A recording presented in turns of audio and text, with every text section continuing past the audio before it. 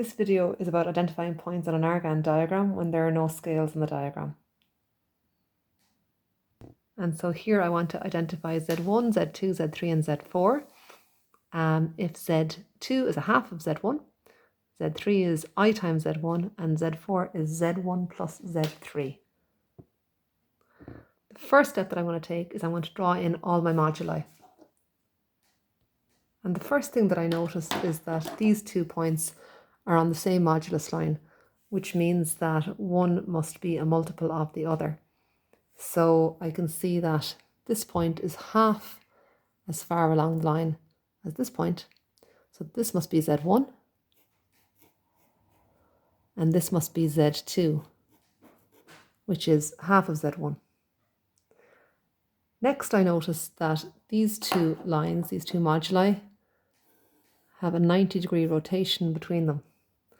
So that tells me that this point here may be one of these points multiplied by I.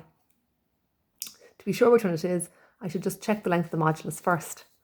Well, I can see that this modulus length and this modulus length are the same.